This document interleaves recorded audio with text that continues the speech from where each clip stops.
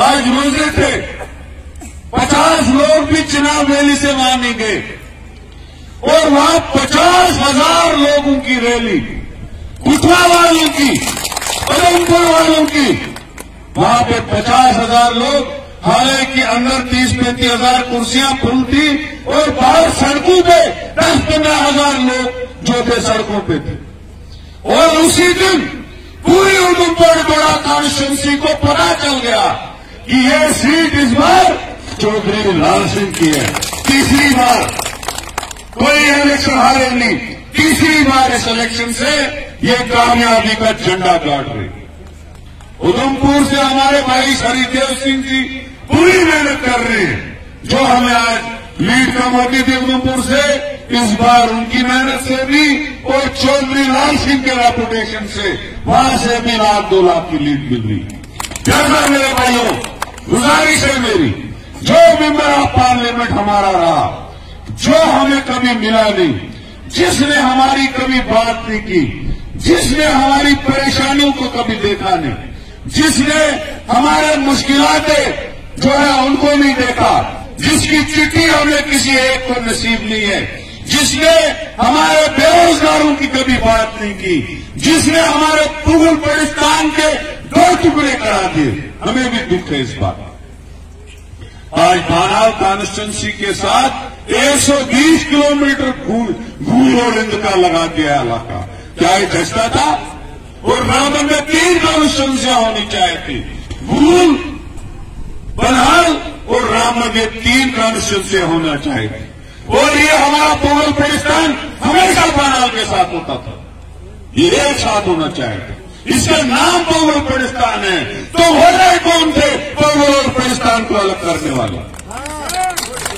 ये सारी कारस्तानी हमारे मेंबर पार्लियामेंट, कोई काम नहीं किया और बेवकूफ बनाया लोगों को।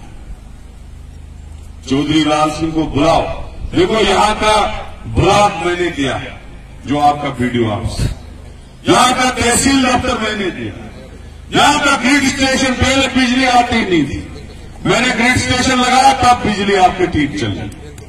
यहां ये जो रोड आगे जाता है इस साइड, बिगाड़ा रोड मैंने दिया हुआ है, थोड़ी प्रॉब्लम थी इसमें, कहीं रुकावटें थी, लेकिन रोड मैंने दिया। वो जो रोड वहां जाता है बिजली वाली साइड, टूर साइड पुगल, वो भी मैंने बनाया है। पाकिस्तान ऊपर रोड जाता है, वो भी हमने बनाया है। जो सालगढ़ी में रोड, वो तो हालांकि मौलवी साहब ने लाया था, लेकिन सालगढ़ी में फंस गया था, जूनियर में एमएलए बना, सिंगल टेंडर पे अलर्ट करा के उसको पोगल पहुंचा दिया। अभी ये काम सारे नहीं हुए, लेकिन अभी चल रहा है आगे आगे। इनके दौर में कुछ नहीं हुआ यार, ये लोग कभी आए ही नहीं। तो मुझे बताओ, हाथ उठा के, 1 मिनट हाथ बाद में उठाना, मुझे बताओ, जो अभी 10 साल मिलेगा ही नहीं, क्या उसको वोट देना हक बनता है?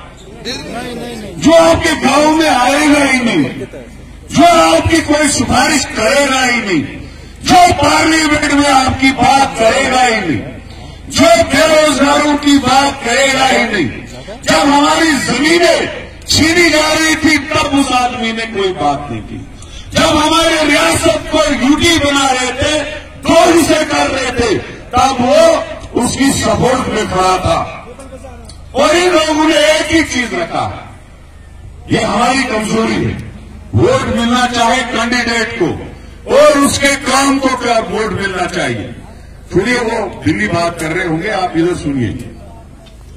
कैंडिडेट को देखना होता है, कैंडिडेट के काम को देखना होता है। अब इन्होंने 2014 में मोदी जी के नाम पे वोट लिया, मोदी जी कभी आए? कोई चीज इस मुगल पाकिस्तान उकड़ाल में थी? चलो 5 साल में नहीं आया, फिर और 5 साल किए, क्या और 5 सालों में आया? ये लोग कभी 5 साल नहीं आते, क्योंकि इनको पता है कि अगर हम 5 साल कुछ भी नहीं करेंगे, लोगों को मिलेंगे ही नहीं, किसी को बजट में नहीं लगाएंगे, किसी को फंड नहीं देंगे। अभी तक 50 करोड़ हमारे एमपी ने फंड लिया 10 साल में। जरा बताओ, कहीं 10 रुपए लगे? लगाए? ये बस स्टैंड मैंने बनाया है, ये बस स्टैंड आपका जहां आप जलसा कर रहे हो, ये पूरा पहाड़ खोद के बनाया इधर, नहीं तो यहां उपरांत जगह ही नहीं थी। एक काम तो बताए, होचक का इतना बड़ा ग्राउंड हमने बनाया। तो मसला ये है, अगर उस आदमी ने कोई काम ही नहीं किया तो मोदी जी का नाम लेके तीसरी बार भी आएगा क्या वोट मांगने? इसलिए मेरे भाइयों, हमारे पास शेर बबर चौधरी लाल सिंह है, इनको वोट देना है, पूरी ताकत से देना है। और मैं लास्ट में एक बात बताऊंगा, हमारी वोट पोलिंग कम होती है, मुलीगांव में डट के वोट पड़ना चाहिए, जैसे सरपंची में पड़ता है ना, पेंची में पड़ता है, मरे हुए मुर्दे को भी उखाड़ के वोट डलवा देते हैं।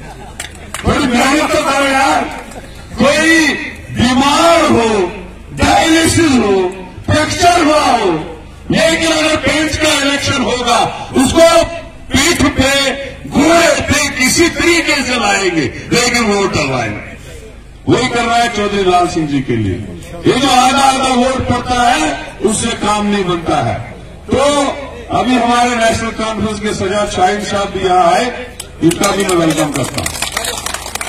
तो आज हमारा जो एलाइंस कैंडिडेट है, वो दो चीजें मैं आपको बताता हूं। अगर हम वोट डालेंगे इंडिया अलायंस के अपोजिट, उसका मतलब है कि यूटी जो बनी उसके हक में हमने वोट डाला। क्या आप यूटी के हक में हो? नहीं हो ना, तो आप क्यों इंडिया तो तभी मैं कह रहा हूं इंडिया अलायंस को वोट डालना पड़ेगा। अगर हम बेरोजगारी का खात्मा देखते हैं तो इंडिया अलायंस को वोट डालना पड़ेगा। अगर हम यहां दोबारा इलेक्शन सिस्टम बहाल करना चाहते हैं तो इंडिया अलायंस को वोट डालना पड़ेगा। तो मैं इन्हीं अल्फाज से आपसे इजाजत लेता हूं। शुक्रिया, धन्यवाद।